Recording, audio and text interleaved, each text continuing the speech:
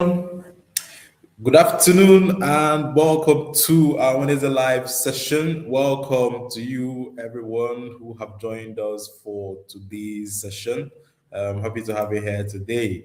We're going live now on Instagram as well. So if you're joining us from Instagram, from Facebook, from YouTube, you are welcome. Happy to have you here today. So today we want to talk about something that would benefit quite a lot of people because what we're going to be sharing today is what a lot of people actually do not know, what a lot of people have not really heard about before. We're going to be looking at how ordinary income earners can start investing in real estate. Yes, how ordinary income earners can start investing in real estate. That's what we're going to be talking about today. All right. So you're all welcome. So please, as you join us, tell us where you're joining us from. Tell us the city where you are joining us today from. We'd like to know. So thank you. All right. Okay, just put that in the comment. And remember, please, if you just joined us, you could just get someone to be a part of today's live session. Just put it out in your comments, your group chats, put it out in your WhatsApp. Oh, yeah, Madam Keji Priscilla says you're joining us from Kano. Lovely, lovely, lovely, lovely, lovely, lovely, wonderful city of Kano. Thank you so much, ma'am, for sharing. Let us know where you're joining us from. Yes, Madam Anne, our cohort 2 leader, is joining us from Port Harcourt. Thank you so much for sharing all the way from PHCT. Yes, so we have it coming in. Instagram, people are still joining. Yes, people are still joining. More people are still joining. Please come on board, come on board, come on board. Get more people to join us. Reach out to more people. Please put out the words, tell people that we are here again today. Right? So, how will an ordinary person, an ordinary income earner, how will an ordinary income earner invest in real estate? Of course, we know that most cases real estate is capital intensive. That's one thing about real estate, right? Yes, it is. That's the truth, right? And although sometimes it's not as much as people, make it to seem, sometimes even though it's capital intensive, but it's not only for the wealthy. There's a huge misconception that real estate is only for wealthy people. It's not, right? You don't need to have all the millions to invest in real estate today.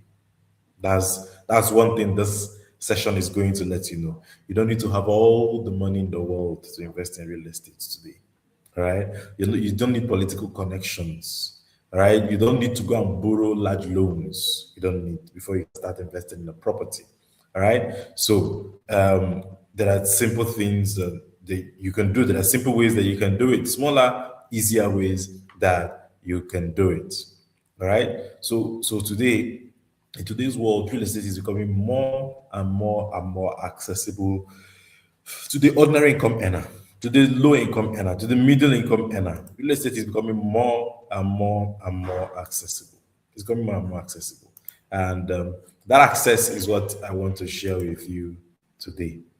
All right, that's what I want to share with you today. But before we go on, I want to talk about some of the biggest mistakes that beginners make when they think about real estate. Many people think real estate begins with buying a house, right? It doesn't. It doesn't start with buying a house. Real estate begins, or real estate investing starts with understanding how real estate creates wealth. So your first journey into real estate investing is not buying a property. It's in understanding how to create wealth in real estate. So knowledge is your first step. All right. And real estate creates wealth for you. Understanding real estate, how creators create wealth. Real estate creates wealth for you in 4 ways. Excuse me, please. There are 4 primary ways that real estate creates wealth for you. Number one is through cash flow, right? We're talking about rental income, the income you get from rent. That's number one way. Number two is through capital appreciation, when the property increases in value over time. Number three is through leverage, right? That means that you're using other people's money to acquire assets. right? Which means you can use your building to be able to get a loan to get things done and all that. Now, the fourth one is tax and inflation advantages, right? So property often benefits from inflation and certain tax incentives, not all, some tax incentives. So the good news is that you don't necessarily need to own a building directly to benefit from these. You don't necessarily need to own a building to get that cash flow that comes from rent, right? You don't necessarily need to. And that's what we're going to talk about. So the first way, the number one option, how you can invest in real estate, no matter how small the money you have is through what we call rates. Rates. I'm going to type it in. Rates. Was it type it in and I'll pin it? Yes, rates. So this is the first way that you get to invest in real estate if you do not have that bulk money. So if I was to advise an ordinary income earner, right, who is completely new to real estate investing, I would strongly encourage the person to go and learn about rates first. Remember, I'm not saying I would encourage you to go and buy rates. I'm specifically saying learn. Because, like I would always tell you, the first approach to any form of investing is not to jump into that investment, it is to learn first about it. Yes, greetings to you. I'm Linda Oko from Ireland. Happy to have you here. Welcome. So, the first step is always to learn. That's the first step. Always to learn, right? So, I will encourage the person to go and learn about rates. A lot of people have never learned about rates, right? Yet, even though a lot of people have never heard about it, rates are one of the easiest ways to begin building real estate exposure. It's one of the biggest ways. Right? Rate is one of the biggest ways.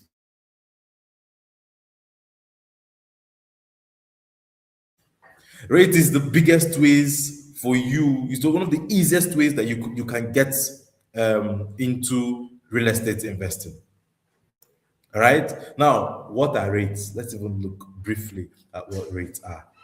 And well, if you've attended our How to Make Money from Stocks webinar in the past, if you've attended it before, then you would have heard about rates. You would have heard about rates. If you've been in any of these classes before, How to Make Money from Stocks, that we usually hold every quarter, there's another one coming up very soon in July. You would have heard about rates, right? But I'm going to just briefly talk about it. I'm not going to get in depth, right? What is a rate? REIT stands for Real Estate Investment Trusts. Real Estate Investment Trusts. So a REIT is a company that owns income producing real estate. A company that is invested in real estate for cash flow, for rental income in most cases, right? Now, the beautiful thing about REITs is that REITs are traded on the stock exchange. Yes, REITs are stocks. They are stocks, right? They are stocks. So you buy them off on the stock market. All right. So instead of buying an entire building for yourself, you buy a share in a company that owns properties. And they can own different kind of properties. It can be an apartment complex, it can be shopping malls, it can be a hotel, it could be warehouses, any type of property at all, right? As those properties generate income, the REIT distributes a large portion of the profits to investors in form of dividends. Yes, in form of dividends. And when you invest in REITs, stocks, or REITs of companies, right? REITs in the US or in the US stock market. The US government mandates that REITs share or distribute rather at least 90% of their annual taxable income to shareholders as dividends. Did you get that? That the US law mandates real estate investment trusts to distribute at least 90% of their annual taxable income to shareholders as dividends. As dividends. No other stock has this mandate. No other stock. No other stock is mandated by law to share 90% of their dividends. None. Only REITs. Oh, I see Black Mysterio from Nasarawa. Thank you so much. Happy to have you here. Only REITs, right? So you see the advantage that REITs have, right? So it is that way that you get to receive cash flow. So in fact, in most cases, if you want to find the biggest dividend yielding stocks, most of them are REITs. Yes, the biggest dividend yielding stocks are REITs. But a lot of people actually do not know. A lot of people don't understand, right? Because of this law, some companies share 40%. Some companies that you term as good companies that share dividends every quarter, every 6 months, every year, what they share is virtually sometimes 40% of their profits. They share as dividends. They share 50% of their profits. Only a few will share maybe like 60%. But REITs are mandated by law to share 90% at least. Right? So it means that a huge portion of what is coming into profits is distributed to the shareholders. And that's what makes it advantageous for cash flow. All right? So why are we saying REITs are good for beginners? So just think about this. Instead of you having to invest 50 million, 100 million, 500 million, probably to own a commercial property, you can own a small piece. You can own a small piece by investing in a REIT. The same way, instead of owning the whole company of Apple, you can own a small piece of Apple by buying their stocks. The same thing applies to REITs. And you can buy REITs in the stock market. There is still REITs, even on the Nigerian stock market, there are REITs. There are REITs also in the US stock market, in different stock markets. All right? So the benefit, the number one benefit is that it has a low capital requirement. Low capital requirement. So many people, a lot of people delay investing because they think, oh, I don't have enough money to invest. That's the reason why a lot of people delay investing. Oh, I need more money. They ask me, oh, I'm gathering money. I'm gathering money. But with REITs, you can start with what you have. You can start with a few shares, just like the stock market, right? You don't need to save for years before you can start participating. No, right? So you can start learning immediately and start investing. The second advantage is the professional management, right? You know, when you buy a rental property yourself, you get to deal with every other thing. You get to deal with tenants, you deal with the repairs, you do the maintenance, you deal with vacancies, security, different things. But with REITs, all those things are handled for you. So it's more or less like you own a property or part of a property, but you're not concerned about how it's managed. You simply participate as an investor. All right? The third benefit is diversification. Diversification. That's the third benefit. Diversification. So imagine you're trying to buy apartments, warehouses, shops, shopping centers, hospitals, and all that on your own. It's almost impossible. It's difficult, right? But when you invest in the REITs, you're investing in the REITs invest in hundreds of properties, not just one. So this also helps you spread the risk. So it's not like they invested in only apartments. They might invest in apartments, in warehouses, in shopping centers. So it helps also spread risk and give you that diversification advantage. And benefit number 4 is liquidity, right? One, many REITs are known for paying consistent dividends. And for those who are in the Money Click program, go and check our stock picks that was shared.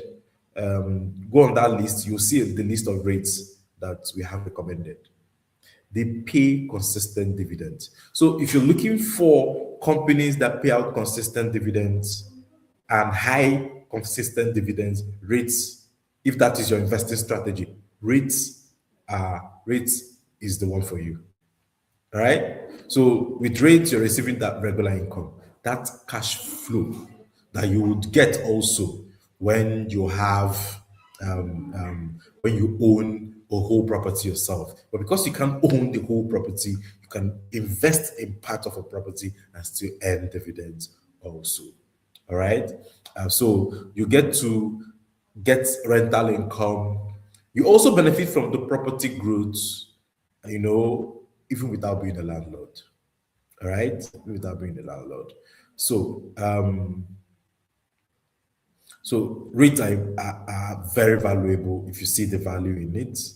All right, if you see the value in it. But there are other options for getting into the stock market as an ordinary income earner. REIT is number one, right? Number two is what we call real estate crowdfunding. Real estate crowdfunding. Yes, real estate crowdfunding. More like a cooperative for real estate. Oh, point. Okay.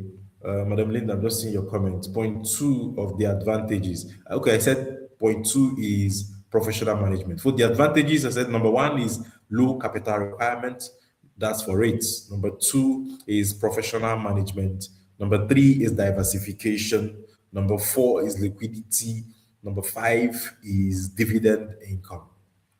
Right? That's number five. Then now we're talking about our second option, which is real estate crowdfunding. I hope you got that. All right. So, which is real estate crowdfunding? Real estate crowdfunding, right? Like I said, you could call it cooperative for real estate, right? And currently, that's one arm that the Money Click program is working on for its members, together with Midas Touch Realty. All right. So crowdfunding allows multiple investors to pool money together to participate in larger real estate projects. So instead of buying an entire building yourself, you contribute alongside other investors to buy that building. So instead of saying this building is owned by this person, you say, oh, a group of people own this building. So maybe a group of 3 people, a group of 10 people, a group of 20 people, or just 2 or 3 people, depending on the worth of the building. All right. And it ranges across different projects, apartments, commercial properties, industrial, different types of buildings. Right. So when it's time to also get rent, it's also shared amongst all the investors. What are the benefits? The benefit is that there's lower cost entry. There's lower entry costs. So instead of paying 100 million to own the building, you might pay 25 million as a part owner of the building.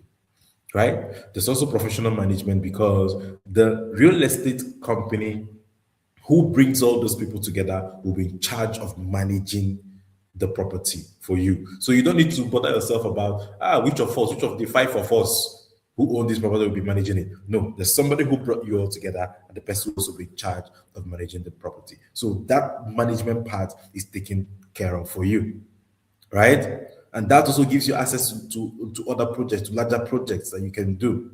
And also, you still get the income, and you still are in for potential appreciation that can come from that building. You together with all the other investors that own the property. All right. Then, what are the risks? Let's look at some of the risks. Some of the risk is that one, unlike rates, right? Crowdfunding investment are often less liquid. You can't just rates. You can wake up today if you own a rate because it's a stock. You can wake up today and say, I'm going to sell my stocks. You don't have to discuss with anybody, right? And you'll find a buyer immediately on the stock market. On a click of a button, it will be sold. So rates are highly liquid. So he can sell at any point. But excuse me. But crowdfunding is not like that. It's less liquid because they need to find somebody who is willing to buy your portion, or and the person will buy and then they'll give you your money and all that. Right? So your money may be tied up for a while. Right? If you're no longer willing to be a part of it. The money will be tied up as long as there's somebody who is interested to take over. Right? So crowdfunding is generally suited for long-term investors, not somebody who wants to put in their money today and then after 1 year they say, I want to take my money out. No. It's suited for people who are in need for the long term. Right? Okay. There's another option. Another option where you can get in and participate in real estate without having all the money, right? As an average income earner.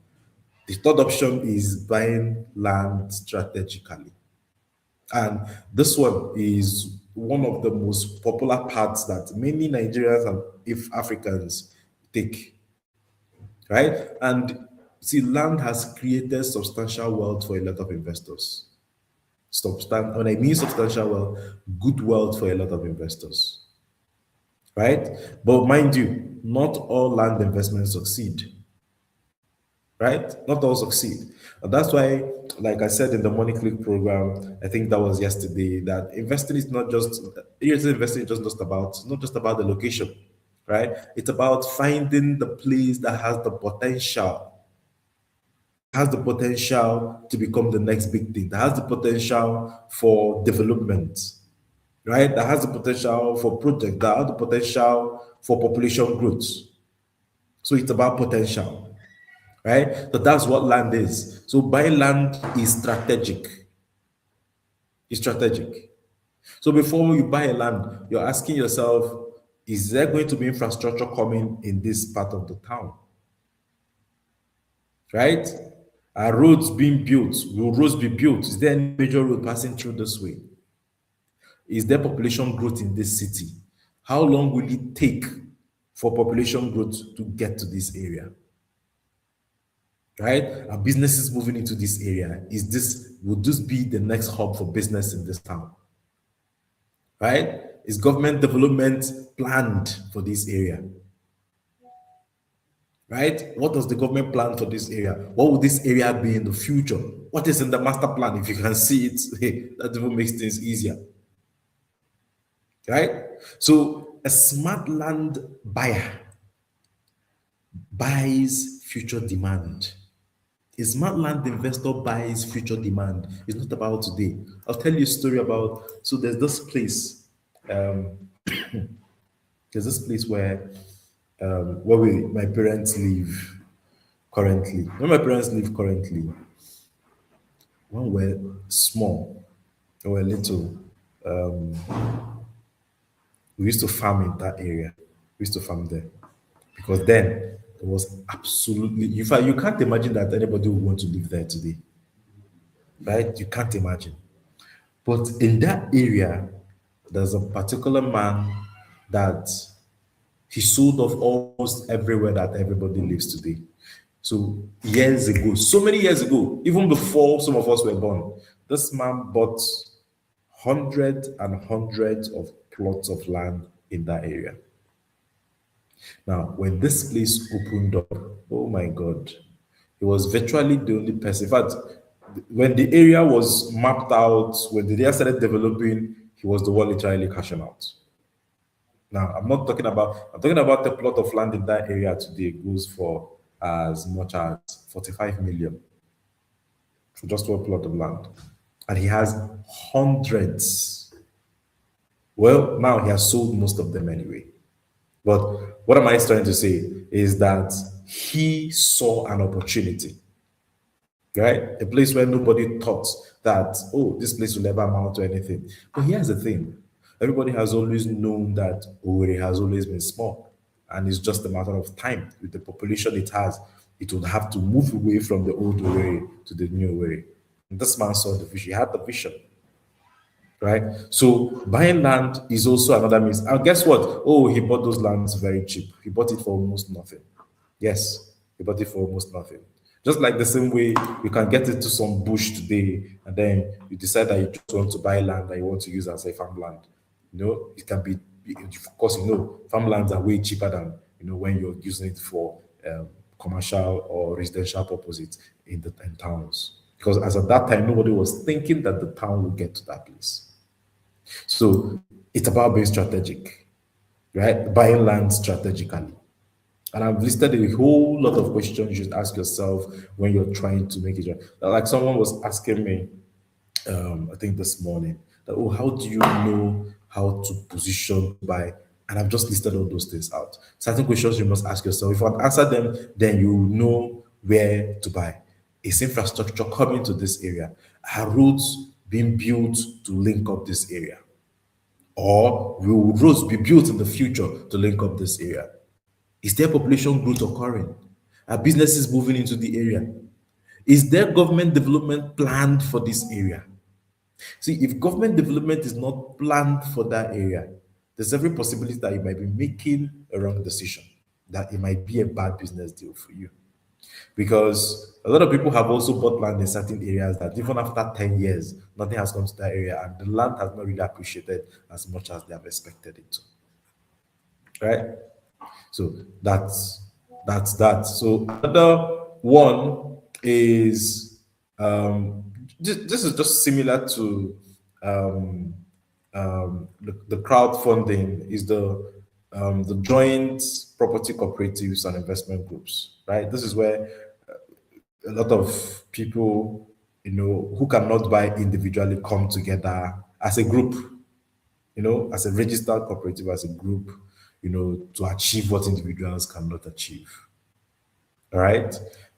So, they come in, they have that collective buying power, they have that structured savings. As they're saving, they're buying, and all that. All right. So, but before you get into any of this, always perform proper due diligence. Right. All right. So, what should most beginners who are interested in real estate focus on? What should you focus on? All right. What should you focus on? Hello, welcome, Madam Tony Judge. Welcome. So, what should most beginners focus on? One, before you start investing in real estate, right? The first step is to build an emergency fund, right? Build an emergency fund. Second step, eliminate your expensive debts. See, when you do step one and step two, what you're doing is solidifying your financial foundation. If you don't solidify your financial foundation and get into any investing, I've said it before, but be it real estate, be it stock, whatever investing it is, that investment won't last. It won't get to the point of maturity you want it to get to before you move out. All right. Okay. That's the joint property cooperative. Madam Anne is asking. Madam Anne is asking that, what did I call it? Because I was saying that you should do your proper diligence before you join. Is the joint property cooperatives, right? And investment groups. You'll have a lot of investment groups, around these days, especially online. So just be careful before you join any of them, right? Okay. So before you venture into any investment, especially real estate, please have an emergency fund. If not, you get into there and tomorrow you want to sell. You won't even, even reach 3 months, you go and sell. Why? Because you now have issues that require urgent money. So have that urgent money kept first, right? Take away all your debt, eliminate all your debts. You can't be in a very high debt and then you're going in to invest. You might be investing and your debt is growing faster than your investment. So clear the debts first. Clear the debt first. But I'm talking about debt. I shared a story. Shared a story, I think yesterday on my Facebook page, a video about a man who was talking about how he got into debt, right? He got into debt by just borrowing 6,000. 6,000 within 1 year spiraled into 3 million. You see these loan apps, they catch you. 6K spiraled into 3 million. How? But he borrowed 6K, he couldn't pay, borrow from another one to pay the 6K. That's how he borrows from one to pay the other. it's just immense. You just watch the video, get to our Facebook page, watch the video, and then you understand better. So step three is to start investing regularly, right? Now, if you're someone in that average income bracket, your step four will be to start with things like rates or any other diversified investment product. Start with rates, right? Real estate investment trust, the virtually real estate investments on the stock market. All right. The step five is gradually build capital for direct property ownership. So your ultimate goal is to build capital for direct property ownership. But start from where you are, start from what you can afford, right? Start with rates, right? Because starting with rates to allow you to learn investing, gain some exposure and dividends, and then you're starting. And there's something about starting, when you start, you gain momentum. When you don't start at all, you're just at the place. So starting is important. All right. So don't wait until you accumulate all the money before you get into property investing. Investing, start with what you have. If what you have can afford you a piece of land, start with it. Just start. All right. Just start with it. So one thing that is sure that a lot of people also don't realize is that most of the wealthy investors, most of the wealthy real estate investors did not begin with skyscrapers. They did not, right? They didn't begin with skyscrapers. They started small ownership, consistent small ownership, right? The size came later, but they started small. And so what matters when you start small is that you're building the habits. And for me, that's what matters the most. The habit is what matters. The habit is what will ensure that you're consistent enough to start building the big thing. That's what matters the most, right? Okay. Mrs. Answer should run through the steps again. So I said step one is to build yourself an emergency fund. Step one, build an emergency fund, right? Step two is to eliminate your expensive debts if you have any. And I said that when you do step one and two, you're solidifying your financial foundation. Because if you don't have an emergency fund and you want to rush into investing, you will rush out. Because once there's one small emergency, you will find yourself going to liquidate that investment so that you can sort out your problems. Right? You'll rush out quickly. All right. So first, build an emergency fund. That's step one. Step two, eliminate expensive debts. You can't be rushing into investing when you have an expensive debt that is growing at a high pace. All right. So because you can decide that, oh no, I know I have debt, but let me invest first. But your investments can be growing slower than your debts. Your debt can be growing faster than your investments. All right. And if it's consumer credit, then it means that it's not just growing, it's compounding. It's compounding, so it's growing very fast. All right. Step three is begin investing regularly. Step four is start with rates. Start with rates. All right. Step five is gradually build capital for direct property ownership. Step five, gradually build capital for direct property ownership. All right. So, but start first. Start with rates. As you start with rates, and you're getting something out of it. Gradually you're building up something from what you're getting out of the rates, from what you're getting from other sources of income. You're gradually building up capital for direct property ownership. And those are the 5 steps. I think we should have it on. Okay, you're welcome, ma.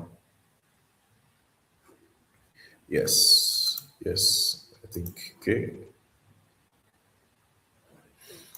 Okay, so yes, so I have it. All right, So,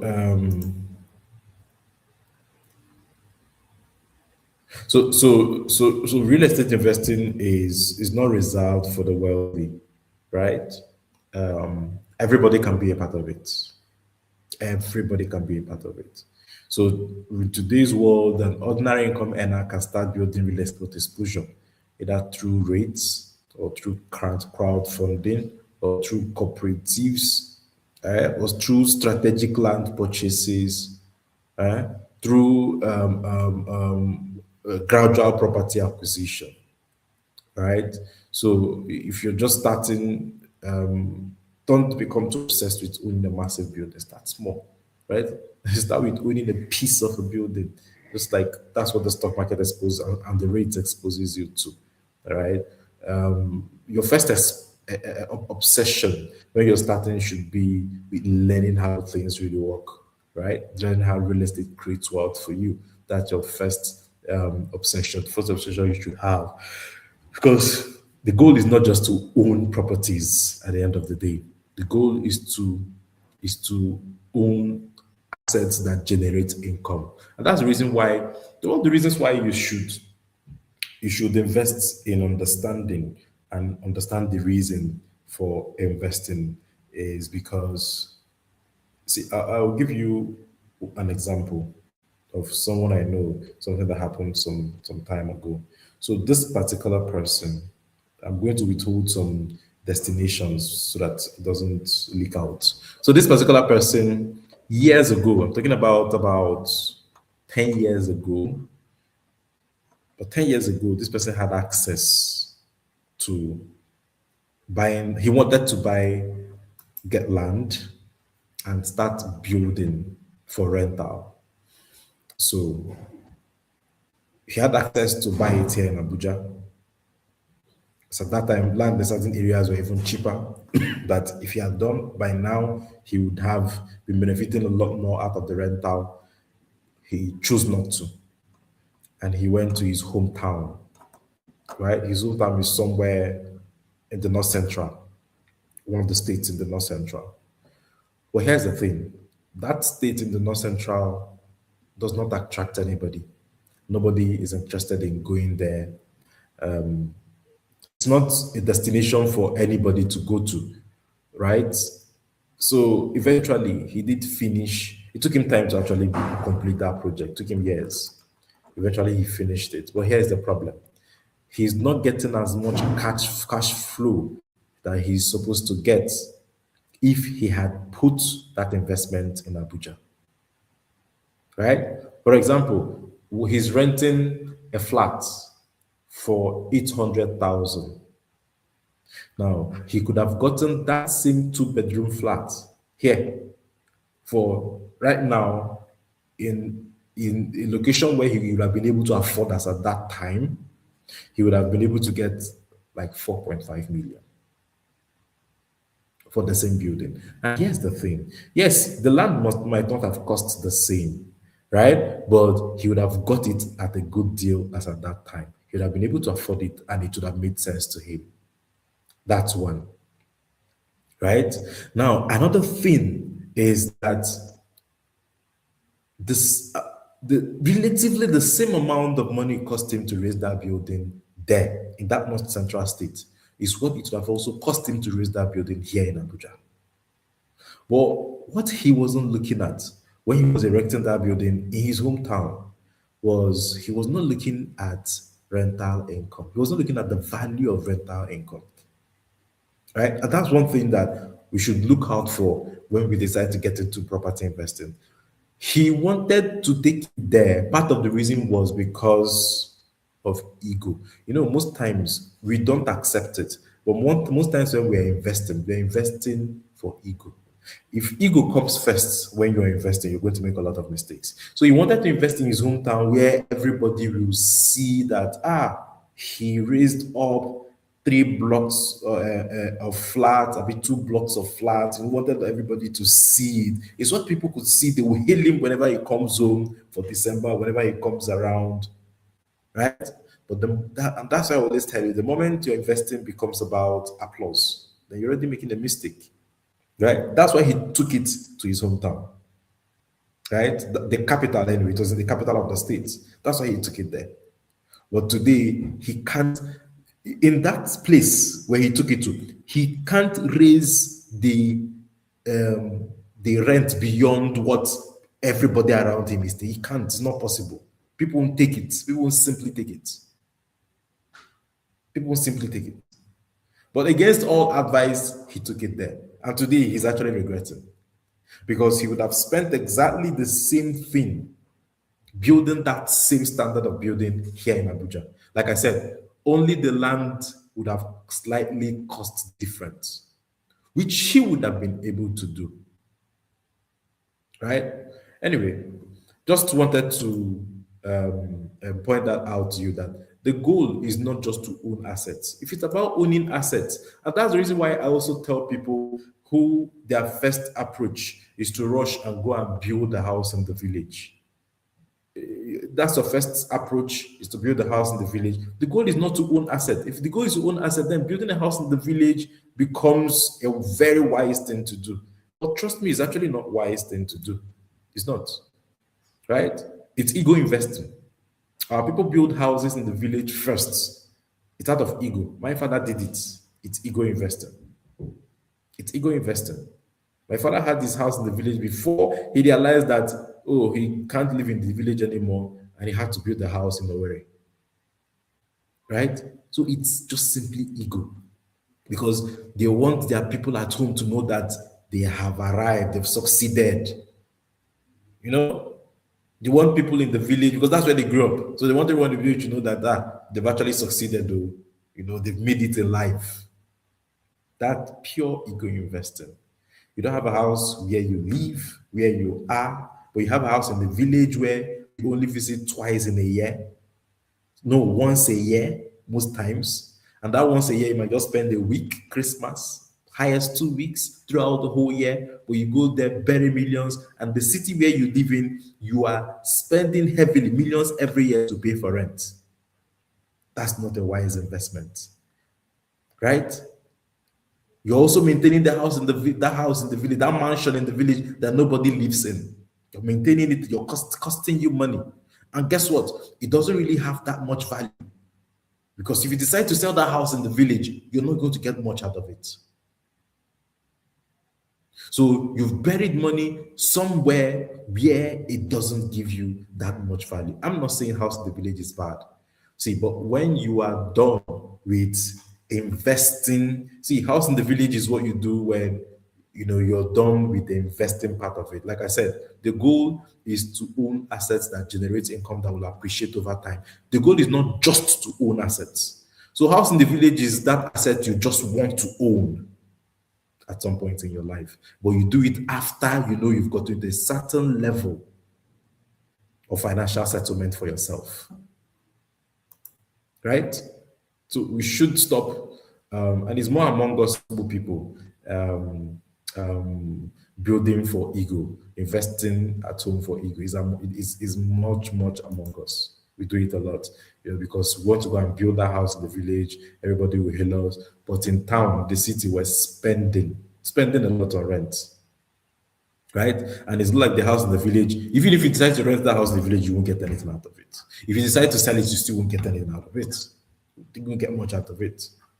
But if you had, imagine you had, at some point in life, one day we sat down with my siblings and we're asking ourselves, this house that this man built in the village, who is going to stay there? Who is going to stay there? Our village is not so far away from Owerri. But even though my parents don't live there, although my father, when we were growing up, he used to tell us how once he retires, he will go home. Baba retired, and for where reality changed for him. Changed for him. Now that house in the village, the problem is he buried money in that village, and we were wishing, oh, I wish it was somewhere else this man built this house. This would have been a very good investment. If you had built it in the capital of the city, oh, wonderful investment, right? Could rent it out and get a lot of money from the rent. But in the village, how much really can you rent it? Right? How much really can you rent it? My father built the house he lives in today, where his old age, out of necessity. And of course, it's not as big as what he has in the village. Ego. So it's unfortunate when I see young people make the same mistake our father has made. Please, don't go that route. All right? Don't go that route. I'll say it again. The aim of real estate investing is not just to own a property. The aim is income generation, capital appreciation over time, protection over inflation, right? The aim is to move you closer to financial freedom. That's the aim, right? And I said, for ordinary income earners, REITs might be the smartest first step for you into the world of real estate investing. Might be the smartest step for you, right? So, and you need to know more about rates. You need to know more about stock investing. Inviting you again to join the How to Make Money from Stocks class that is coming up in July. The second version of it. For those who didn't meet up with the first version that we did, I think in March. Yeah, in March or April rather, right? You can be a part of this How to Make Money from Stock class. Please don't miss it. You're going to learn quite a lot of things. You learn how the stock market really works. You know how to evaluate companies before investing. You know how to determine your strategy for investing in the stock market. Different types of stocks you're going to learn about, including rates as well. You know, and most people spend years working for money, but they've spent very few learn how money works for them. This is part of how money works for you, right? The world understands a very simple principle, right? That principle is that income is your bills, but investments is what builds your wealth, right? So this is an opportunity to learn stock investing. And by extension, you also learn parts of real estate investing because rates are stocks, right? Rates are stocks as well, all right? So just know that you don't need to be rich to start investing. You need to start investing to become rich, right? You don't need to be rich to start investing. You need to start investing to become rich, all right? For you to do this, you need the right knowledge. The single biggest difference between those who build wealth and those who struggle financially, I would always say again and again, is not income, it's education. Right? So join the How to Make Money from Stock class and learn how to invest intelligently, learn how to build passive income, learn how to understand rates, and then put your money to work for you. Right? Don't just work for money. Learn how to own assets that can work for you for the rest of your life. Right? This is where we come to the end of today's session. Yes, I'm just seeing this. I'm just seeing comments on Instagram. Okay, but I'm going to say is, do you mean we should consider having a separate emergency fund for it? No, not at all. You're not having a separate emergency fund for it. Your emergency fund covers. I'm just saying for those who do not have emergency funds, they should have emergency funds. Yes, when Tony just says village house that you only stay for 7 days in 365 days. Yes, 7 days in 365 days, and then you spend all your life savings on it. That is one of the most biggest financial mistakes I've ever seen, and how we pride in it as a people. How we pride in it. Yeah, we pride in it. How my father used to. Anyway, let me not go there. He learned his lesson the hard way. All right. Thank you. Yes, Money Click to the wall. Thank you so much. But I'm Tony George. If you're not in the Money Click program, if you look at the bottom of your screen, you're going to see information that is scrolling through it right now. Get into the Money Click program. If you're not in, you have an opportunity to be a part of the Money Click starting from January 2027. It's as small as you can book a slot for as small as 10,000 naira for a single slot and 20,000 naira for a couple slots. And that contribution of 10,000 and 20,000 naira for your slot booking is also part of your overall payment, right? So the time to get in is now. Also coming up is our Healing from Financial Trauma course. Yes, if you have not registered for this course, this is not a course for some people. This is a course for everybody, right? And this course is going to be hosted by me and Coach Wendy Ologe, who is always a part of it every year. Coach Wendy will be here as usual to take the model for healing from childhood trauma, right?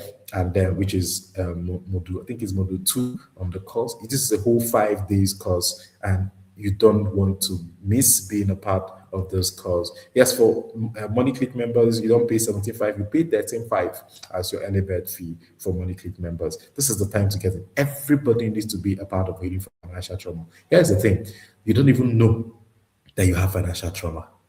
By the time you get into this course, you will be shocked to understand how much trauma you've been reacting from, right? So thank you so much, everyone, for being a part of this session today. Remember, we're back again today. Thank you so much. Yes, healing for financial trauma is a must. Thank you so much, my apostle. I see you, sir. Thank you so much. It's a must. Thank you so much, everybody, for being a part of this for being a part of this session today. We're going to talk more about healing for financial trauma from the month of July. From the first day, I think it's 1st of July, and throughout the month of July, all our sessions will be targeted in raising more awareness for financial trauma. It's one place that a lot of people really do not know about, and people do really not know how it affects them. But this course, please don't miss it. All Money Click members, please do not miss it. Trust me. Right? Thank you so much, everyone. Remember, we're back here again tomorrow. 12 noon is the time. And thank you so much for being here. All right. See you again tomorrow at 12 noon. It's bye-bye from me.